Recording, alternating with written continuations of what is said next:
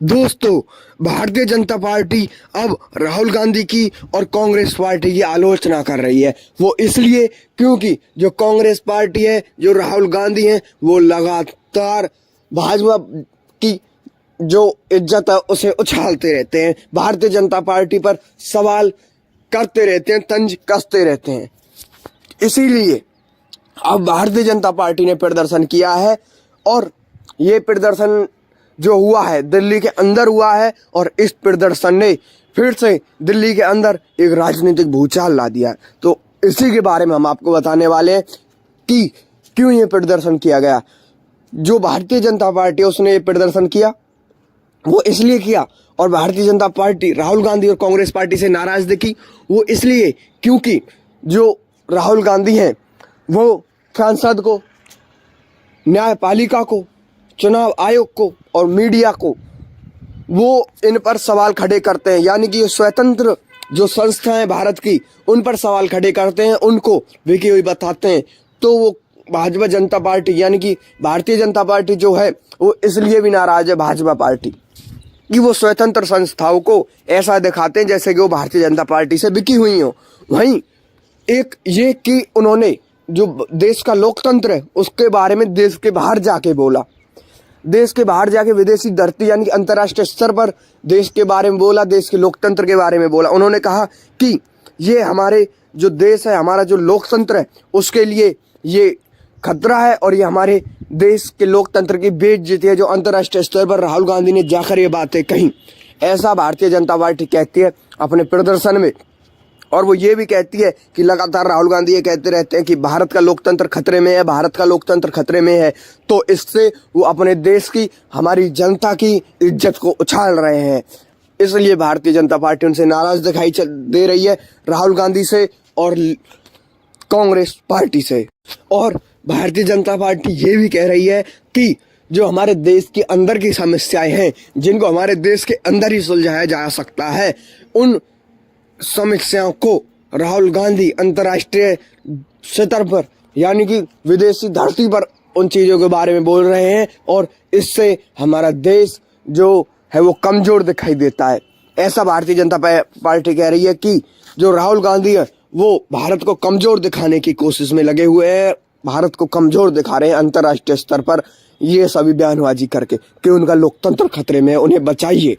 ऐसा जब वो बयान देते हैं राहुल गांधी तो इस पर भारतीय जनता पार्टी ये कहती है और ये भी कहती है कि मान लिया कि लीडर ऑफ अपोजिशन है राहुल गांधी, मान लिया कि विपक्ष है राहुल गांधी, मगर जो ये लोकतंत्र खतरे में, इनको अपन ऐसी कुछ समस्याएं जो देश की समस्याएं, देश की आंतरिक समस्याएं, इनको देश के ही लोकतांत्रिक मंचों पर इनके बारे में बोलना चाहिए। अंतर्राष्ट्रीय स्तर पर इनकी अनुमति नहीं दी जा सकती। विपक्ष को, राहुल गांधी को ये अनुमति नहीं मिलेगी कि वो अंतर्राष्ट्रीय स्तर पर इनके बारे में बोले, बल्कि देश के लोकतांत्रिक मंचों पर ही इनके बारे में वो बोल सकते हैं। इसलिए भारतीय जनता पार्टी प्रदर्शन कर रही है।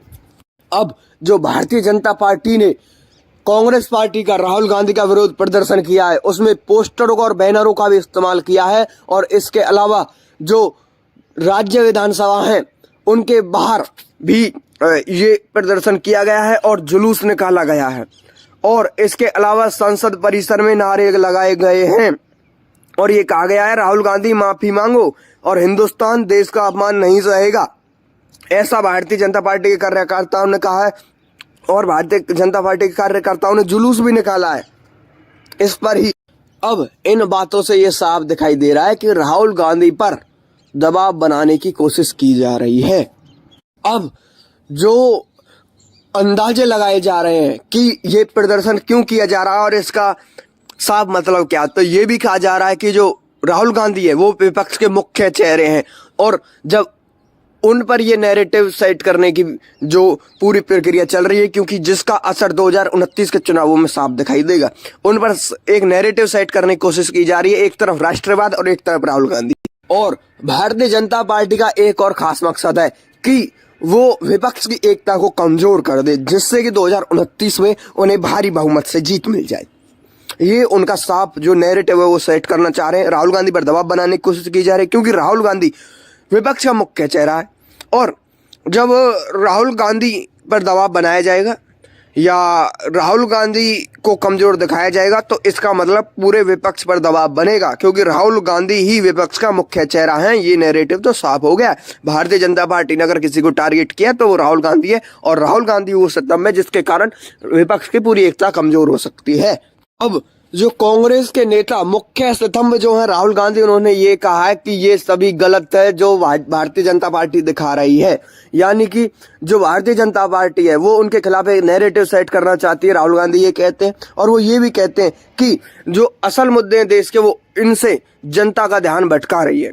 यानी कि जनता के ध्यान को भटकाने की कोशिश की जा रही है। महंगाई, बेरोजगारी, किसानों की समस्याओं के जो मुद्दे हैं उनको हटा के इन पर बातें की जा रही है, क्योंकि जो ये मुद्दे हैं इनको इसलिए हटाया जा रहा है क्योंकि इससे उनकी जो भारतीय जनता पार्टी का जो कार्यकाल रहा है उस पर असर पड़ेगा, 2029 के चुनावों पर असर पड़ेगा। अगर वो इन पर सवाल उठाएंगे, इन मुद्दों को साइड में रखकर वो इन सभी चीजों पर नैरेटिव सेट करने में लगी हुई है राहुल गांधी के खिलाफ। ये राहुल गांधी कहते हैं, और वो ये कहते हैं कि सच बोलना देशद्रोह नहीं होता। ये जो भारतीय जनता पार्टी कर रही है वो जो अभिव्यक्ति की स्वतंत्रता है उस पर हमला कर रही है। और वहीं सबसे बड़ी बात ये कि भारतीय जनता पार्टी लोकतांत्रिक अधिकारों का हनन कर रही है। ये उनके लोकतांत्रिक अधिकार है, सच बोलना, देश के लिए बोलना, देश के हित में बोलना। ऐसा राहुल गांधी कहते हैं कि वो देशद्रोही नहीं होता जो सच बोलता है, बल्कि आप अपने जो काले पर्दे के पीछे के जो कारनामे हैं उन्हें छुपाने की कोशिश की जा रही है। इन मुद्दों को आगे लाके लोगों को, जनता का ध्यान भटकाने की कोशिश की जा रही है, ऐसा राहुल गांधी कहते हैं। अब राहुल गांधी ये भी कह रहे हैं कि सच बोलना तो देश विरोध हो गया, और जो सरकार के खिलाफ बोलेगा उसे जो देश विरोधी घोषित कर दिया जाएगा। ये कौन सा कानून है? ये अभिव्यक्ति की स्वतंत्रता पर और लोकतांत्रिक जो अधिकार है उनका हनन किया जा रहा है भारतीय जनता पार्टी के। और राहुल गांधी ये भी कह रहे हैं विपक्ष का विदेश में बोलना कोई अपराध है या क्या है। यानी कि अब विपक्ष अगर विदेश में कुछ बोल देगा तो उसे अपराध माना जाएगा, और सरकार के खिलाफ बोल देगा तो भी उसे देश विरोध माना जाएगा। और अगर सड़कों पर जो ये प्रदर्शन हो रहा है, क्या ये लोकतंत्र है? क्या ये लोकतंत्र का सही मतलब है? क्या ये सही राजनीति हो रही है? ऐसा राहुल गांधी कहते हैं।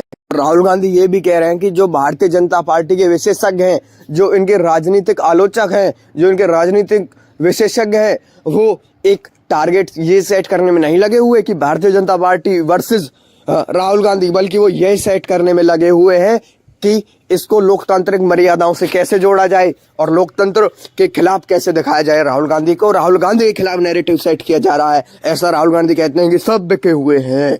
और कुछ तो इसी पर लगे हुए हैं कि जो राहुल गांधी है उस पर कैसे नैरेटिव सेट किया जाए। उसके भारतीय जनता पार्टी ने कई विशेषज्ञ तो इसलिए ही हायर कर रखे हैं, ऐसा भी राहुल गांधी कहते हैं।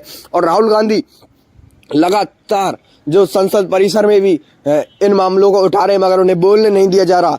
और एक बार देखा गया है कि रविंदर सिंह बिट्टू, जो कि भारतीय जनता पार्टी के नेता है, फिलहाल भारतीय जनता पार्टी से सांसद है, जब वो कांग्रेस पार्टी में थे पहले और अब वो भारतीय जनता पार्टी में मिल गए हैं, जब संसद परिसर के बाहर राहुल गांधी और उनके नेता बैठे हुए थे एक बड़ा बैनर लेके भारतीय जनता पार्टी जो सवालों के लिए कि वो उनसे ये सवाल करने वाले हैं, तो जब रविंदर सिंह बिट्टू वहां से आए तो राहुल गांधी ने उनसे कुछ कहा।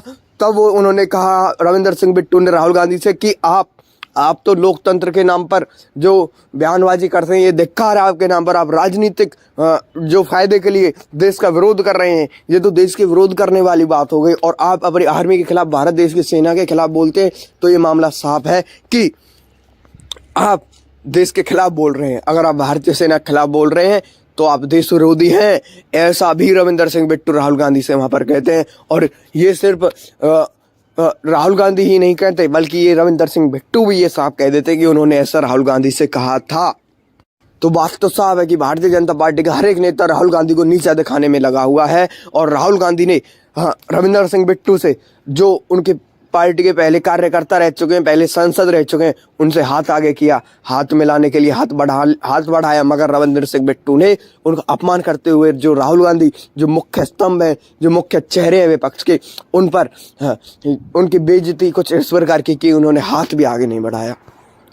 अब जब इस पूरे मामले को देखा जाए तो ये भी देखा जा रहा है कि जो भाजपा पार्टी यानी भारतीय जनता पार्टी की समर्थक है वो भारतीय जनता पार्टी को मजबूत बनाने में लगे हुए हैं, और वहीं कांग्रेस पार्टी के समर्थक कांग्रेस पार्टी के जो राहुल गांधी है उनके पूरे एकजुटता के साथ उनके साथ लगे हुए हैं। मगर जो एक सामान्य वोटर, एक आम वोटर जिसको किन्हीं चीज़ों से मतलब नहीं है, वो अब इस मामले में फंस चुका कि वो वोट किसको दे।